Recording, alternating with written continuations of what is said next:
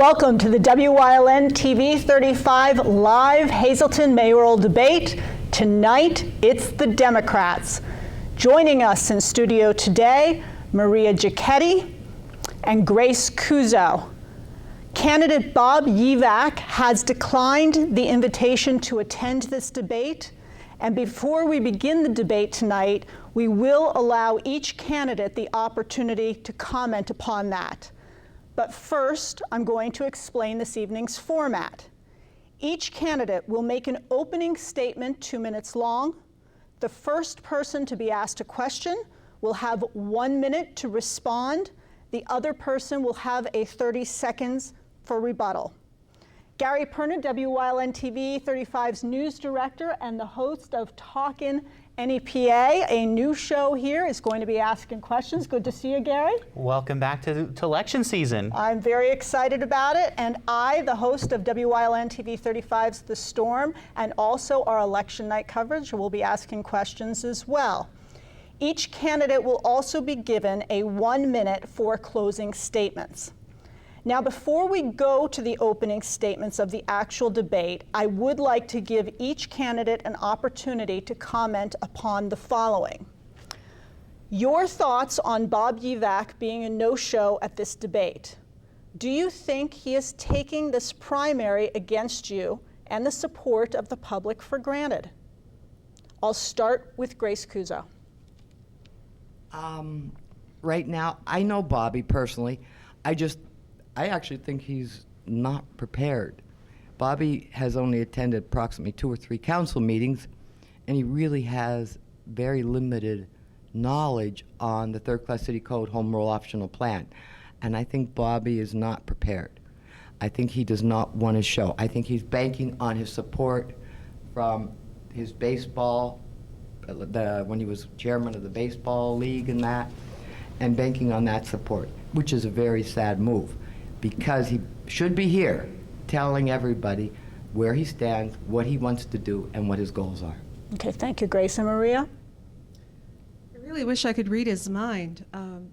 I had the opportunity the other day to be at a meet and greet with him on Mine Street at the Hazleton Housing Authority, and I have to admit it was an odd experience, because I spoke first, and I thought I was going to have the opportunity to hear him speak, and I was asked to leave. And Grace, correct me if I'm wrong, when you and Allison did the same thing, I don't think you were asked to leave, or Allison. You both got to hear each other, correct? Yes.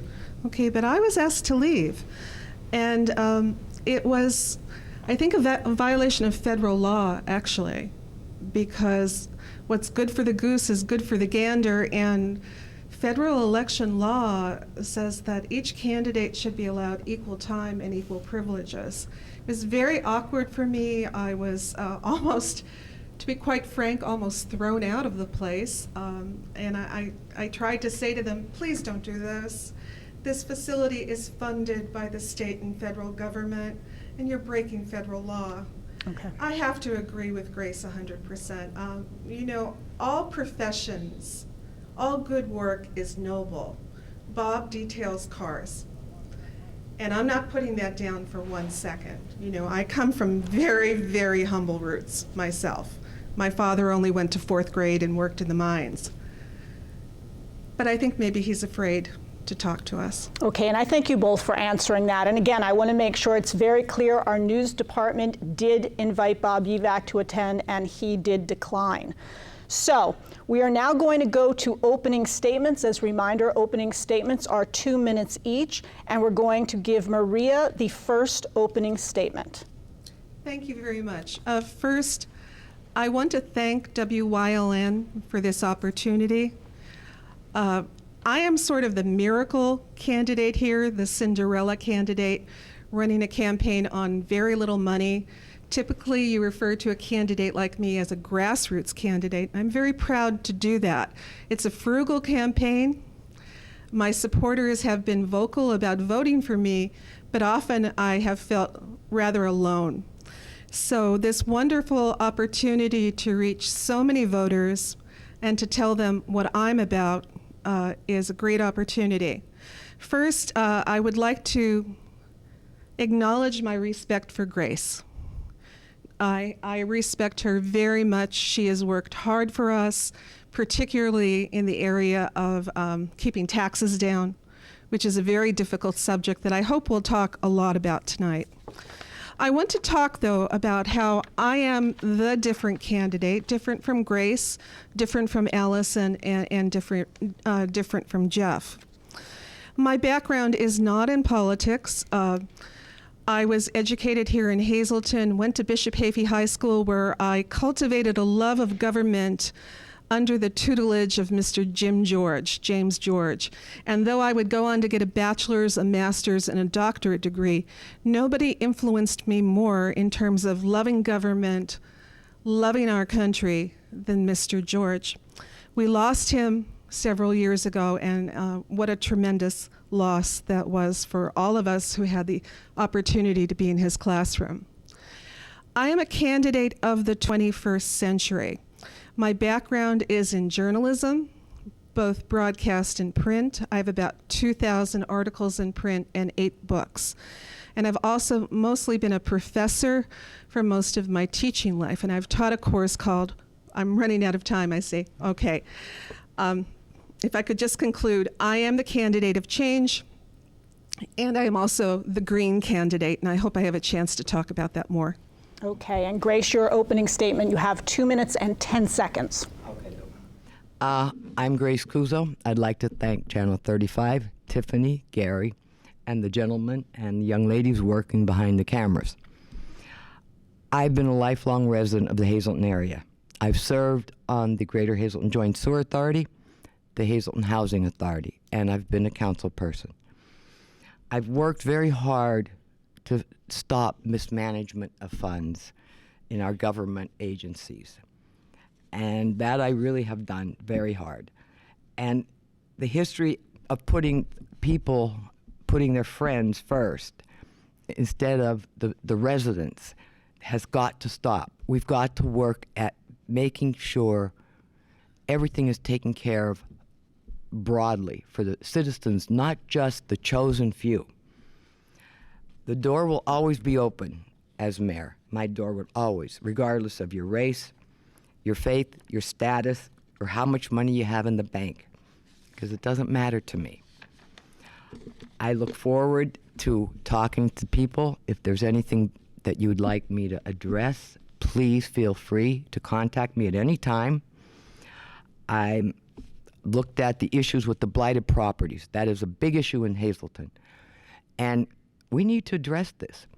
And unfortunately, our mayor took the funding out of a community development program that this can be used to address a lot of these issues. And I don't understand why. I'm a loss there. Crime, it's been reported that we've been down 44%. I'm going to be honest and tell you the truth. I truly don't believe that. I feel that we're not reporting it out, and that's sad. We must attract long-term businesses to Hazleton. You can't keep using these companies that hire temps. It hurts our population. Thank you. I'm done. I'm not Okay, done. and we'll be able to hear a lot more from both of you as we go through this series of questions. The first question is going to be from Gary, and it's going to Maria. Maria, you will have 1 minute to respond. Maria, as you know, and like everybody in the Greater Hazleton area, the city was placed into Act 47 to, as the current mayor said, to put us back on financial ground. Do you think putting Hazleton in Act 47 status was the best option for the city? At the time, yes. But if we could have been proactive and looked at the fact that we were running toward either Act 47 or receivership, there was a lot we could have done in advance to prevent this. For example, if we look at the city's debt, we can trace it back at least 2 decades to, and especially to the Barletta and Marsicano administration. Great overspending was done during that administration, and we're paying for that now. What we needed at the time was to say no to overspending. We needed small incremental tax raises, and I'm talking about cost of living tax raises, 1 to 2%. And what we also needed was a 21st century business plan. You see, we're being reactive all the time, and like most cities in the United States. But the most enlightened cities have 20-year plans, 30-year plans, and they're proactive. Grace, you have 30 seconds for a rebuttal. Going into Act 47 was a poor move. It was a move by the mayor to receive grants. We would have first priority. And that's all it was for. We were not in that position. Wilkes-Barre didn't go, and we were, according to the figures, we were minus 118,000, I believe, compared to Wilkes-Barre. There was no reason to go into Act 47. You'd have to learn to spend within their means, and that is something no mayor, except John Quigley, has done. Okay. The next question is going to be from me, and it's going to go to Grace. Grace, the incumbent mayor did a wraparound campaign ad in our local newspaper. Democratic Congressman Matt Cartwright appeared in his campaign ad right here. Your thoughts on a Democrat who is a member of the Progressive Caucus in Congress appearing in the campaign ad of a Republican sitting mayor rather than in the ads of Democratic candidates such as yourself? That he is not in the ad. It's a story that was from the Standard Speaker, and all they did was reprint that. Matt Cartwright is not endorsing, or he has not publicly come out and endorsed him. That is a falsehood, and that's something that people should realize. All those are stories that were previously printed in the Hazleton Standard Speaker. And 30 seconds, Maria. Well, as a professional journalist, I was horrified by that ad and deeply surprised. I got many calls actually at home asking me what I thought about it. I thought it was shameful. I don't think my former colleagues in the newsroom had anything to do with it. It showed a kind of desperation on the part of the Standard Speaker. And frankly, I think it was a washout. I don't think it worked. And your question to Grace is interesting. Stories are put forward in that 4-page ad that make it look like real news, real endorsements. And they're not. It's an ad. Thank you both. The next question will be from Gary, and it goes to Grace. 1 minute. So Grace, as a former city councilwoman, and if elected mayor, how would you make sure that the lines of communication between the mayor and council are open and crystal clear? Something at times many critics of this mayor have said have not happened, and said that a lot of times this current council is left in the dark on proposal or ideas that the current mayor has. Oh, I can attest to that fact. The fact is, there's no reason that things are not brought with council and discussed and presented to them. The new council in 2018 walked in and purchasing an airport hangar, and it was never discussed up to that point while I was sitting on council.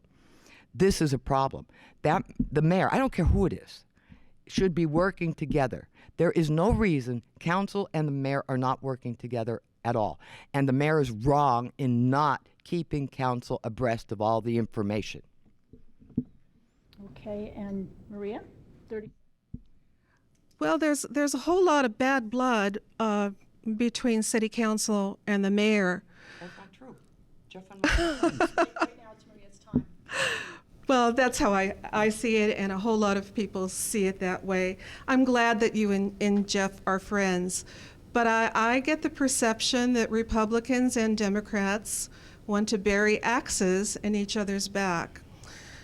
That doesn't work. If only Republicans rule and if only Democrats rule, we have a dictatorship. We don't have a democracy.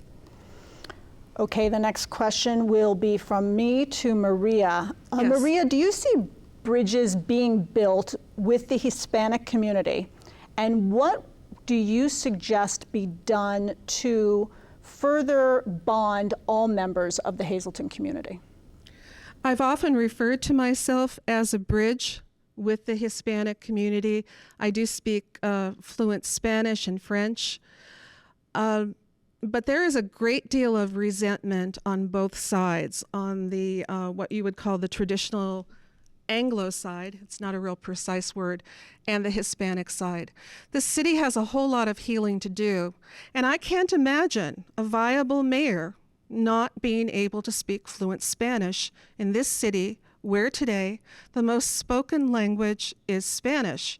I was endorsed today by Latino News, which is the Spanish newspaper published in Hazleton, for mayor. I take that endorsement very seriously, and I'm very honored by it. They know that I am exactly that bridge between two communities. My goal is to heal the two and to educate the two so that we become e pluribus unum, so that we become one Hazleton. Okay, thank you. And Grace, you have 30 seconds. I think there is a problem, but the problem has to be worked out by both sides. I think a lot of people try on the Caucasian side, for lack of a better word here, and the Hispanic. And even in school, I'm sorry, you are taught in English. That's how school is taught. And the children, they actually learn it very, very rapidly. And I see children around me, and they all can speak English. And my grandmother came over here, and she spoke broken English.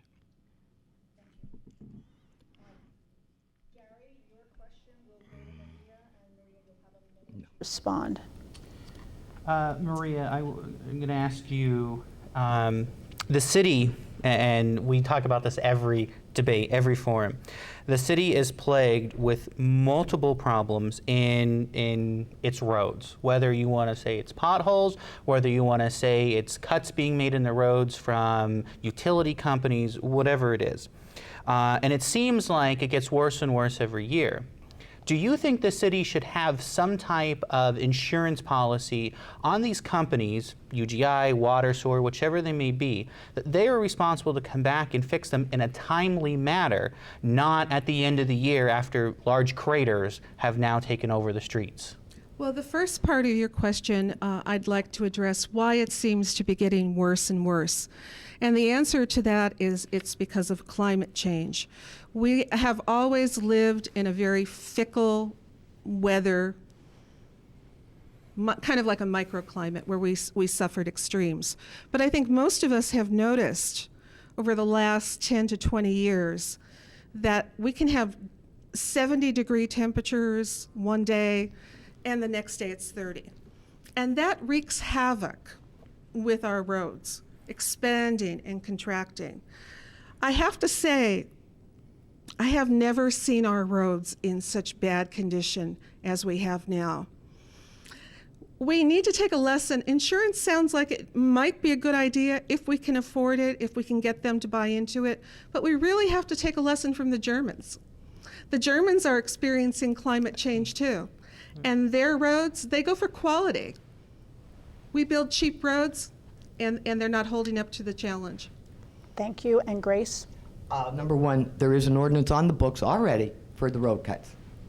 And because the administration and past administrations have not enforced it, that is why we have roads that look like they do today. Okay. Next question is from me, and it's going to go to Grace. Grace, give me an out-of-the-box idea for improving the financial state of the city of Hazleton.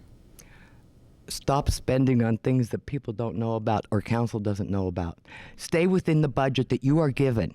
That is something that all our mayors have had a problem with doing.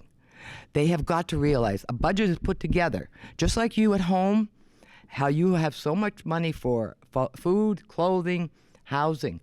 It works the same way here. And this is one of our biggest problems. We want to be buying 10 trucks. We want to be buying 15 cars. Well, it doesn't work that way.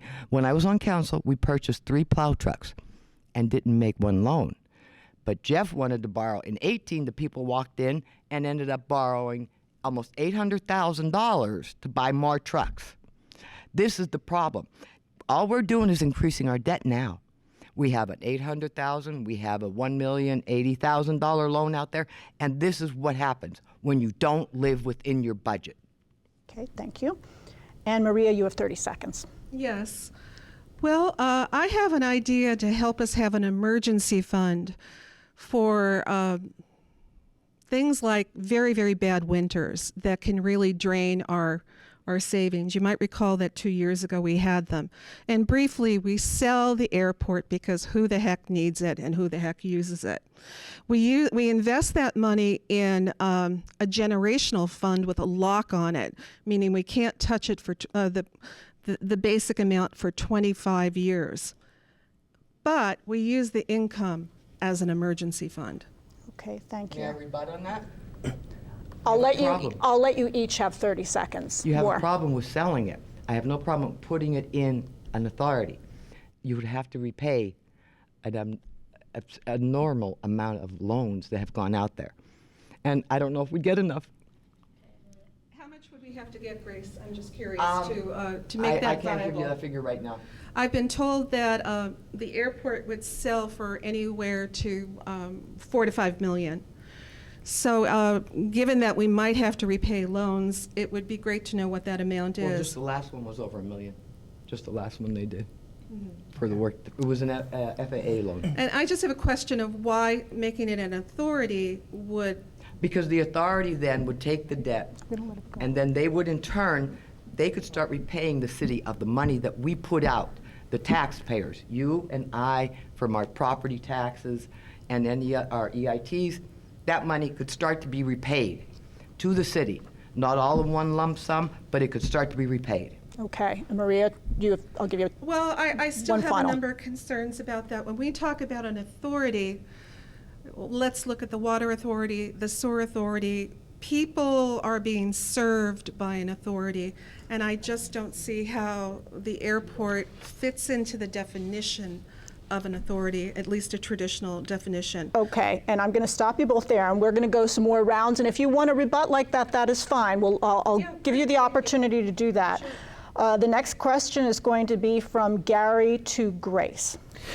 Grace, the current police chief if he is or isn't retained, if you are elected mayor, so I'll put that out, if he is or isn't retained as mayor, how will you ensure the city will be able to continue the COPS grant that are currently paying for, I believe, 2 officers right now on the force? Right. Now, he was the grant writer on those grants. So what would you do to ensure that we're able to keep those cops instead of laying them off? You only have another year. Well, what am I going to ensure? As long as you have those officers and you're utilizing them, you qualify. The COPS grant is only for 3 years. Mm-hmm. So what is there to ensure? Well, would you be able to apply for it and then for 3 years again? Not for those officers, if we would expand the force further than the 42 officers. You have to add more. You'd have to add 3 more officers if you went for another COPS grant. Okay. You're still, you get that money that we have. Okay. Wouldn't affect if he left or not. And I would keep none of our directors. None of them. Maybe one. Okay, we'll get to that question later.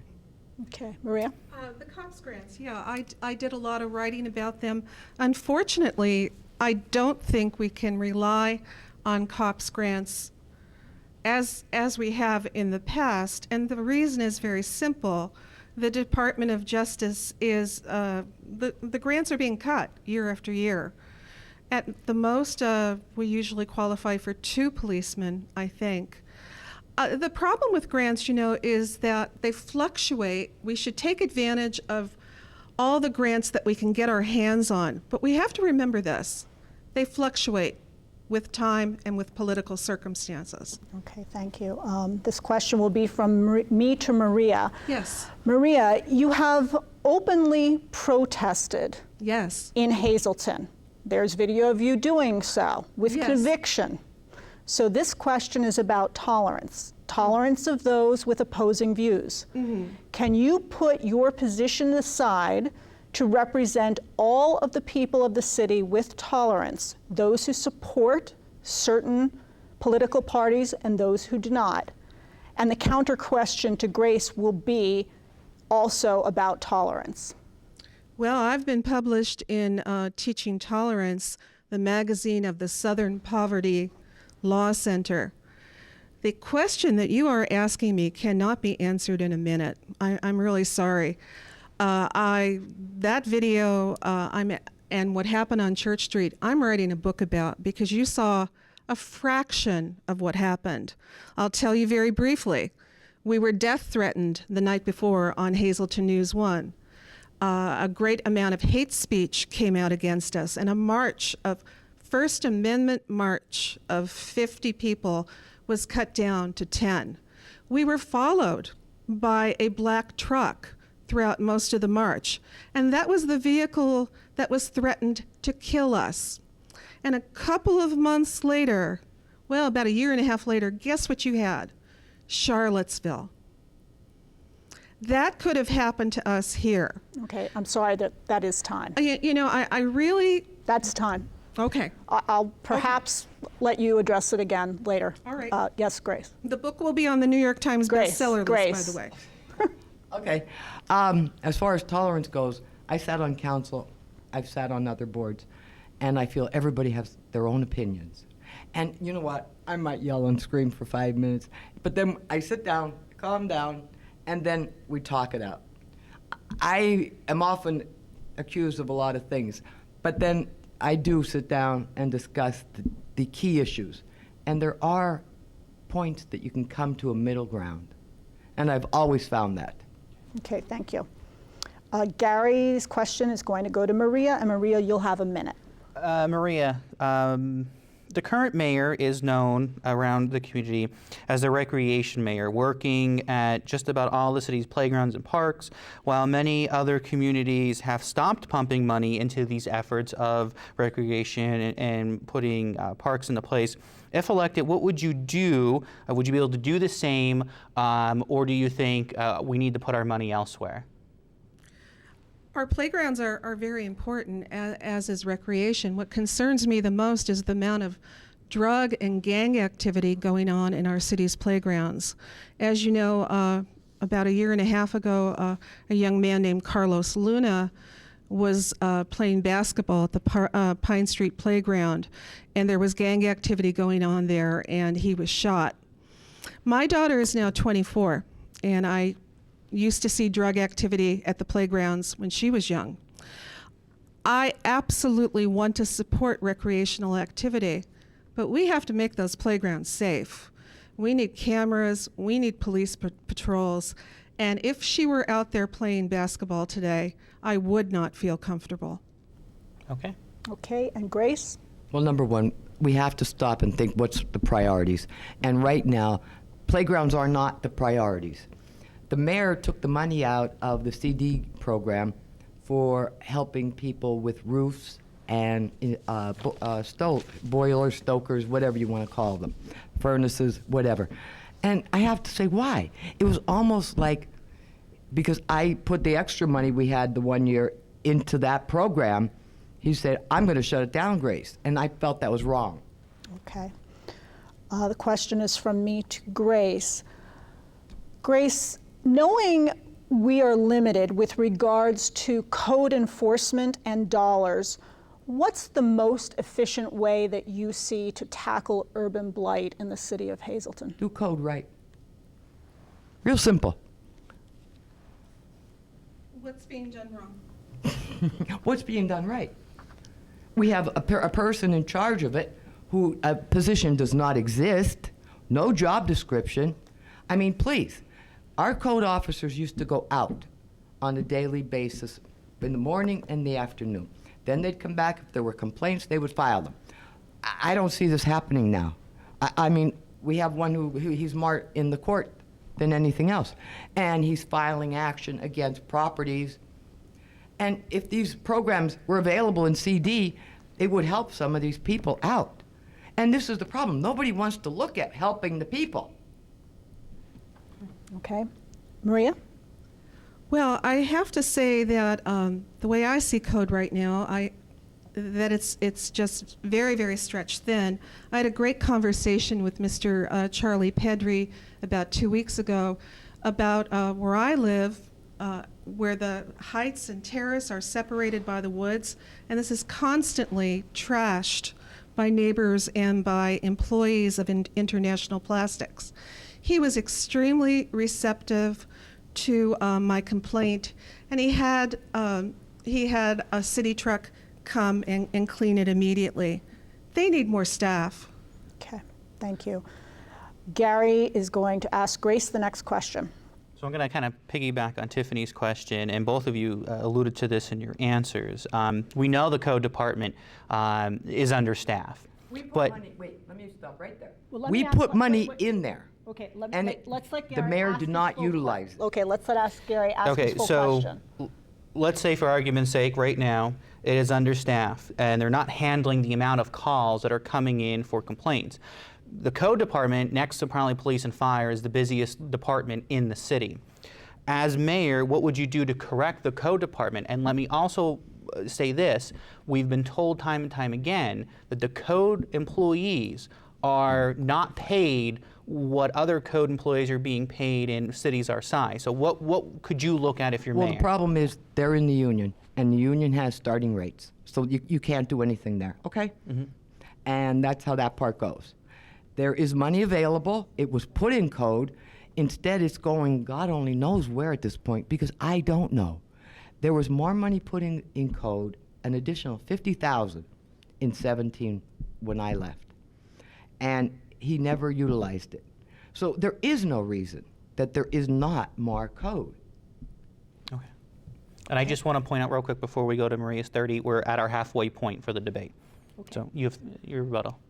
It's amazing to me, if you all recall the snowstorm that we had in March that brought a lot of ice and snow, I looked at all the pavements that were not shoveled and very dangerous, and I started to do some mathematical calculations. You see, we're in a vicious circle right now. With code underfunded, we don't have the people to go out and cite and give tickets to those who are breaking the law. So they think they can go on breaking the law. Okay. We need to find this money anywhere and everywhere, and I have to stop now. Okay, we could do one more round. Yeah, 30 seconds each. You know, the fire and the police can cite under code violations, such as the sidewalks. So Okay. why don't they cite them? Maria? And that's a great question. I mean, during my walk that I did, it was one of the first walks I did for the campaign and for getting signatures. I saw thousands and thousands and thousands of dollars in revenue that the city could have collected, Okay. and it wasn't. Okay, it's from me, it's going to Maria. As mayor, you would serve as an ambassador for the city, the city's chief marketing officer. Yes. What would be your sales pitch to a company considering moving into the city of Hazleton? Why should they come here? Oh, I have so much to say about that.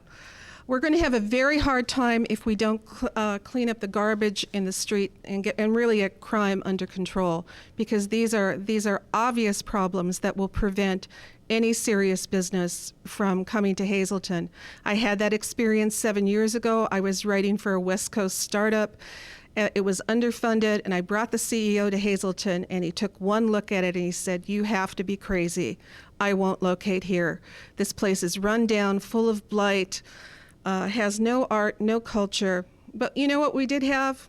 We had low startup costs, and he was underfunded.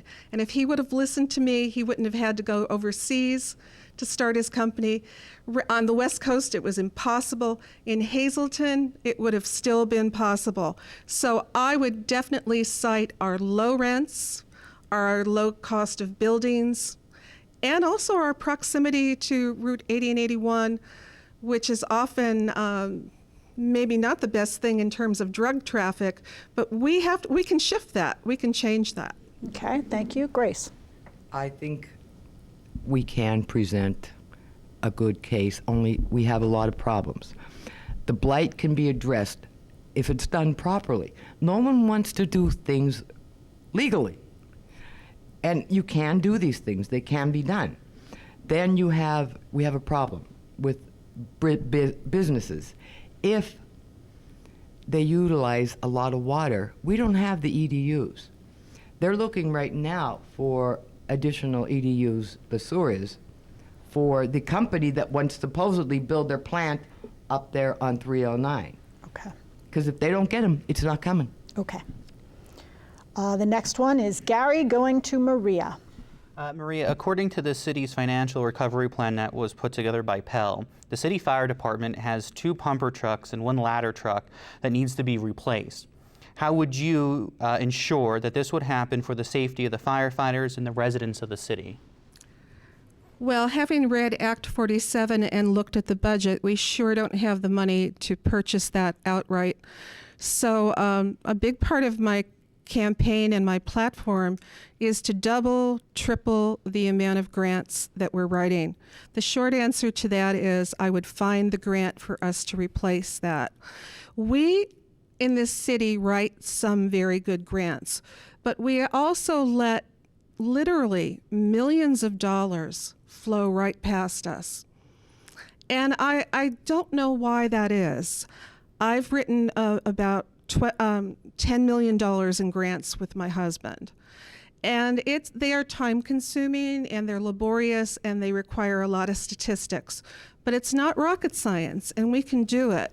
So the answer to, Act 47 binds us and we have to be economically frugal and we have to have an austerity plan. But one of the principal ways that we can improve this city is to work outside of 47 through looking at those grants, mining them, taking advantage of them, and the one-time grants are very useful in that regard. Maria, I let you go about 15 seconds over, so that's okay. I'm going to let Grace have 45 seconds to rebut. The question was about the fire trucks. Am I correct? Yes, the 2 pumpers Okay. and 1 ladder. Well, I think we need to look at our CD department again. That's what bought our last truck, okay? You can't have them all at once. Right. I mean, people like it all at once, but it doesn't work that way. And again, our CD monies can be utilized. As far as grants being written, when I said all the department heads are gone, that's another reason. That's their job. Each department should be right. Now, Chief Leschko has done a very good job, and he has done far above what other department heads have done, and I do know that. Okay. And he can try something there. If I Okay. could just add one thing very quickly. I'll let you each go 30 seconds, Okay, sure. I don't even think I'll take that long. I understand a few years ago we did have a grant writer, and that position was dissolved. This seems to me like I don't know if the grant writer was efficient in bringing in the money that she should have, but a good grant writer is worth her weight in gold. There's a grant writer in CD. Right now. There has been for years and years and years. I understand that a few years ago, under the Yanuzzi administration, a full-time position for grant writer was eliminated in the budget. No, wasn't. Okay. Okay. My bad. It's going to be But myself. then the only other thing I want to say And is then- if we have such a grant writer, why aren't we doubling our income? We should be. We don't have one. The next question is, okay, the next question is going in to, CD. the next question is going to It's a be different- from me to Grace. Okay. Okay. Does the security and the reported downward crime trends of the city hinge upon the current chief of police remaining? If he were not here, are the policies and the procedures in place, do you believe, for the Hazleton Police Department to thrive? I can't believe you asked me that question. I think it depends on our police officers. I'm very sorry. You consider he's got 2 jobs in New Jersey. How much time is he really here?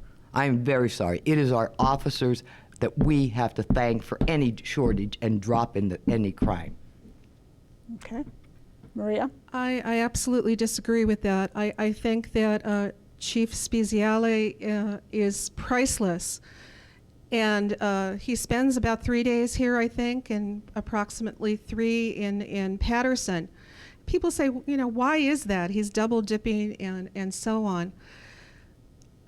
There's a good reason for that. The heroin cartel starts on Alter Street, it goes to Patterson, and it goes to New York. There's a really great reason why he spends 3 days in Hazleton and 3 days in Patterson. I would not let him go. I would not replace him, and if I could, I would give him a raise. His job is Okay. absolutely safe with me. Thank you. Can I just have Grace also respond? Would you keep the current chief of police, or would you replace him? No, I would not. You would not. You would I not would not keep. keep him. Okay. The director of the police department is an administrative job. You are here, basically you're on call 24/7, Okay. and you should be. And then you should be in City Hall at least 8 to 4, at least available for your men.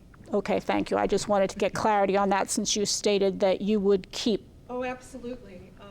And I believe he would stay with me as well. Okay. If you get rid of Chief Speziale, you are going to have a revolution in Hazleton.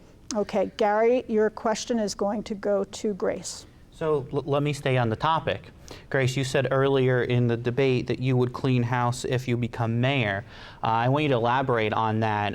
The city does have department heads right now who have been in their position for at least 2 or 3 mayors. Do you think that their time is served? And we follow up with that is, do you believe the department heads of the city of Hazleton need to reside in the city? Yes, I do. And you answered it before when you talked about the streets. I mean, my God almighty, how long does it take for someone to realize the gentleman is not doing his job? Our streets are a mess. He's been here since, what, 2 or 4? I forget what year he was hired. And to have his daughter running, is that to keep his job? No, I don't have time for that nonsense. We need to clean house. And we need to start all over. And you know what? If they're not doing their job, then you get rid of them. Our transit has, I don't know, 4 people now? Before, it had 1.5 when it was the transit authority. Why do you need all these people? Look at the parking. Look at the parking garage. I think the parking garage itself downtown and the parking lot should be put back into an authority, because that parking garage is going to cost us a fortune. It's in shambles. Go inside and look at the building itself. It is really falling apart. Maria?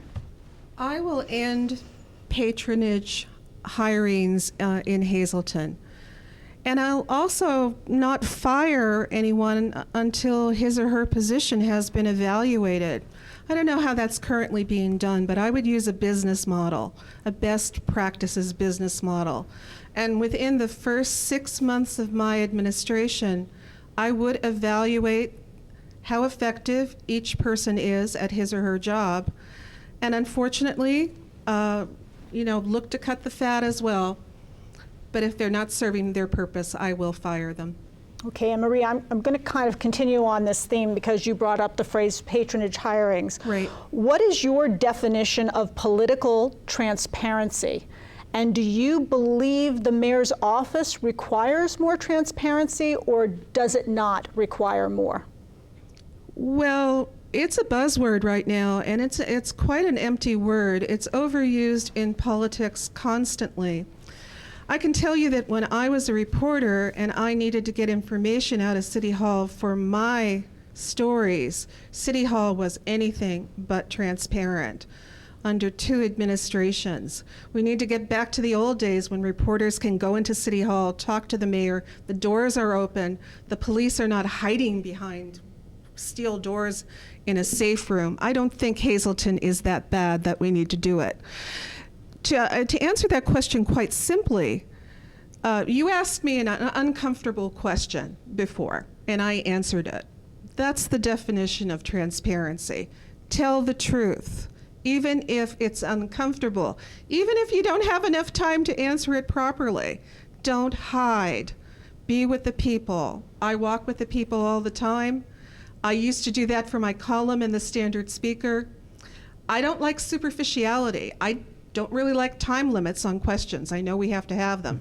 But most of our problems can't be answered in a soundbite.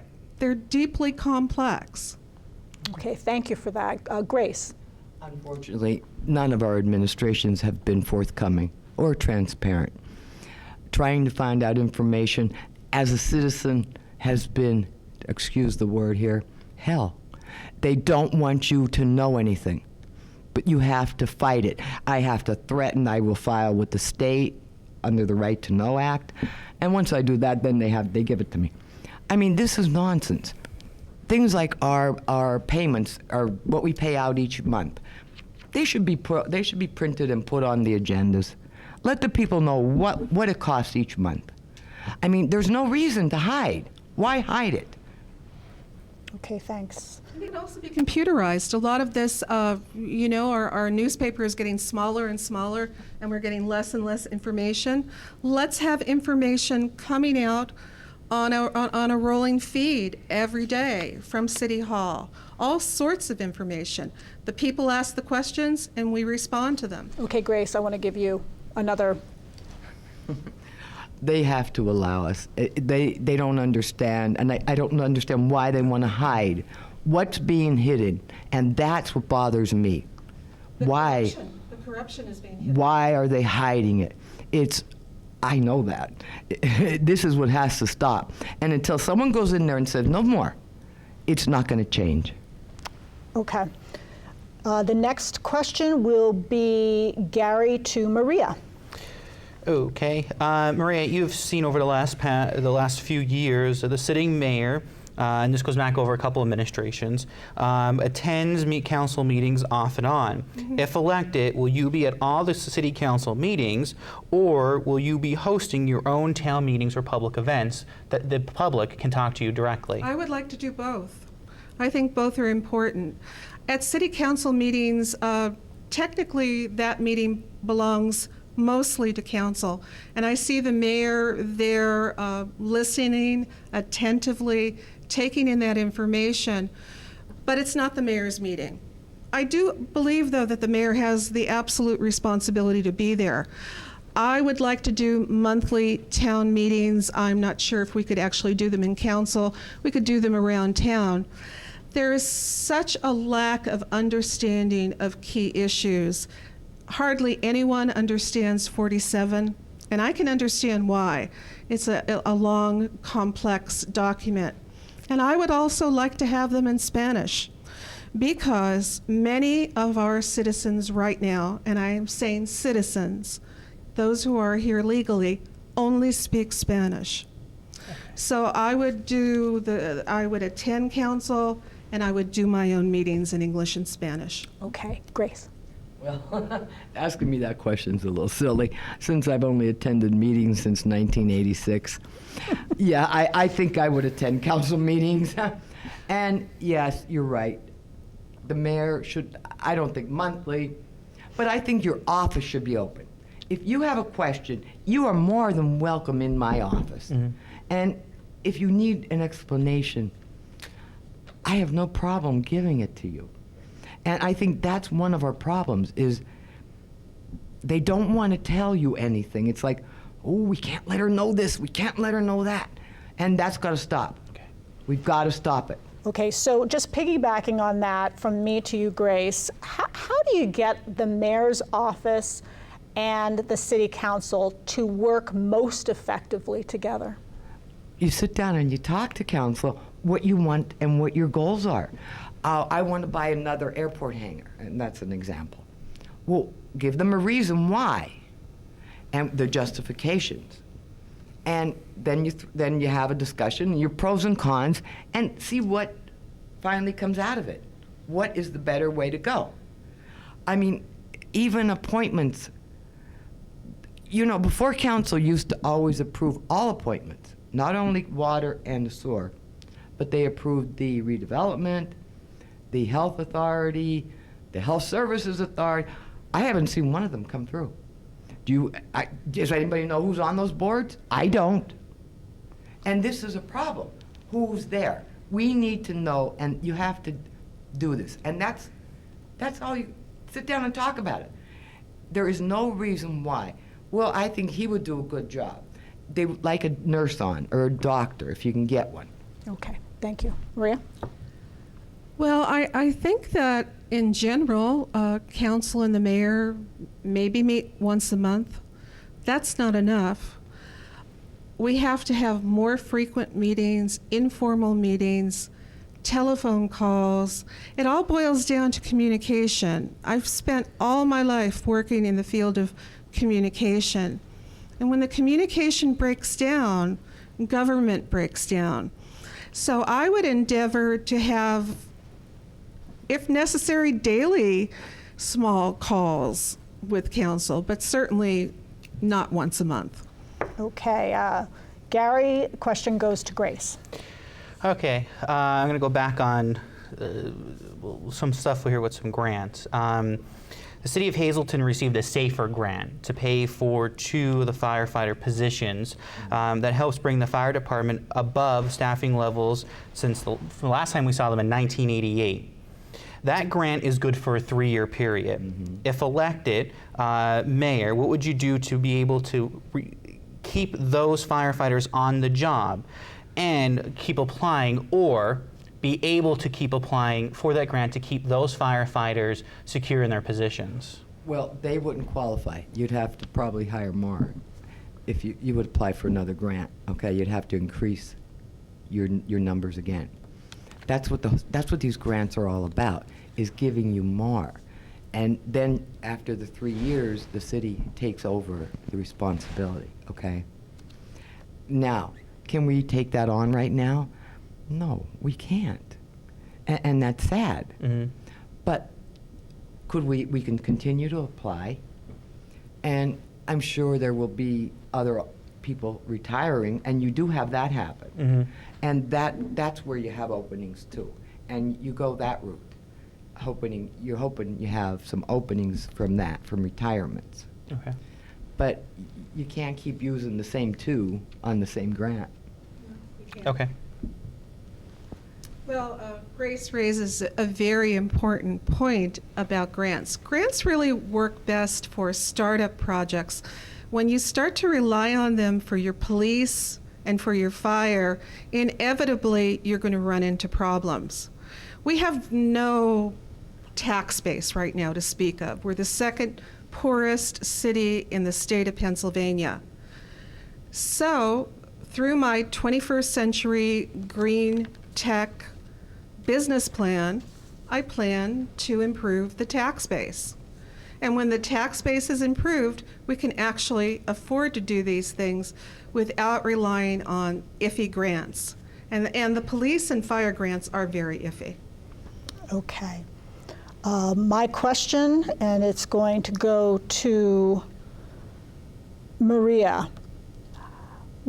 What is the #1 problem you think needs to be tackled in the city of Hazleton? The first thing you would tackle if elected mayor? It's crime. It's absolutely crime. I agree with Grace that the 40% statistic needs to be examined very carefully. I do feel that crime is down a bit, but I live in a safe neighborhood. You talk to other citizens in Hazleton and they tell you a very, very different story. We know that statistics can be fudged. The federal government does it all the time. They fudge how much inflation we're suffering, how many people are unemployed, and so on. So we really have to have the opportunity to look at those statistics. When I worked at the Standard Speaker and got out at nearly 11 o'clock at night, I had 2 very close calls on Wyoming Street. And if you go down Wyoming Street at night, you're going to see Hazleton's prime businesses flourishing. And those are drug dealing and prostitution. Grace. What was that question? The question is, what do you see as the #1 issue that you would tackle if elected Like I mayor? said, it is crime, and I already said that to you, because I do not believe those figures are true. I think it's improved from the 17% that was originally our last numbers. I don't think it's at 44%. I do not think it improved that much. Then we need to look at the city itself. We need to clean up. We need to clean up this. We need to clean up our house. And that's exactly what needs to be done. Okay. Next question is going to be Gary going to Maria. The city has a few unions that represent the workers, the fire, police, city hall, streets department.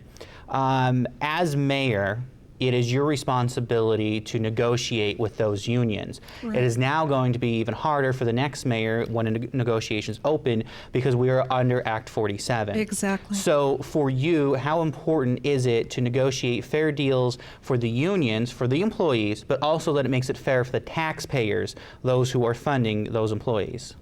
A lot of that simply has to do with the parameters of the Act 47 plan. We have to stay in Act 47 for 3 years and show a surplus. After 3 years, we could get out of it. If we don't do that for 3 consecutive years, we go into receivership. That's very tricky.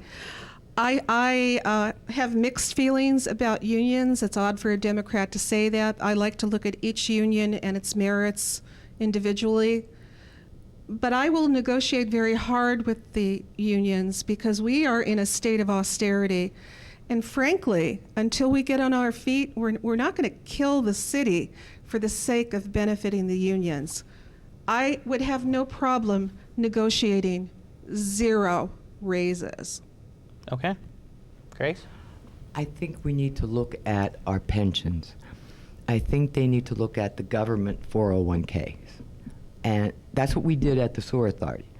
The new and it's only affecting new hires. Please understand that. And Jeff went and hired 24 police officers under the original pension plan, which is going to murder us down the road. And he's in negotiations right now. Why didn't he talk to them and say, let's go this way? It's only new hires. It won't affect existing employees. Okay. I have one last question, which I'm going to give you 10 seconds to respond. It's a yes or no, and then we'll go to closing statements. Regardless of the outcome of this primary, regardless of who wins, will you each support the Democratic nominee? No, I won't. Neither will I. Okay.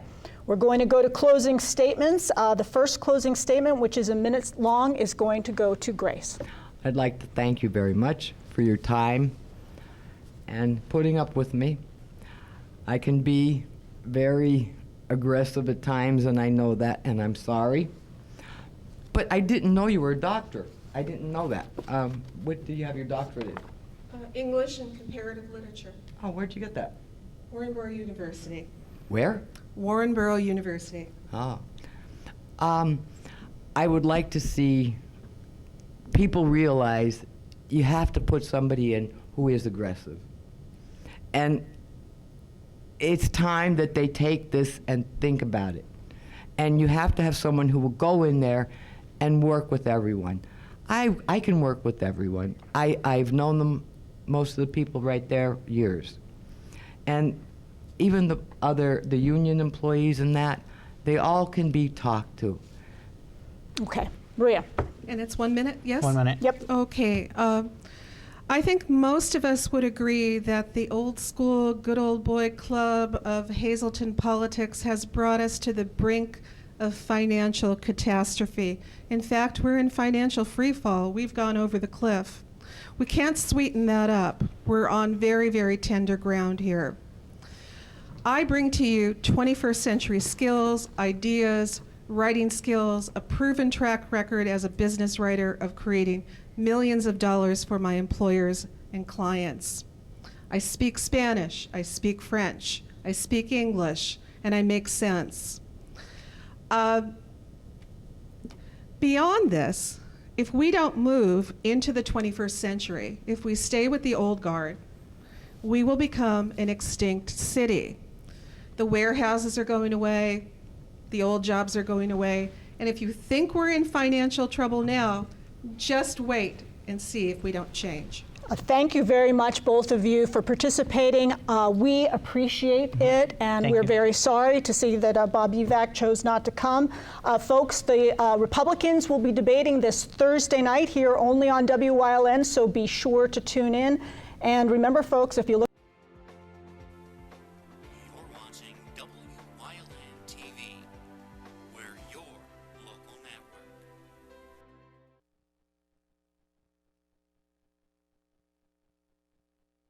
Coming up.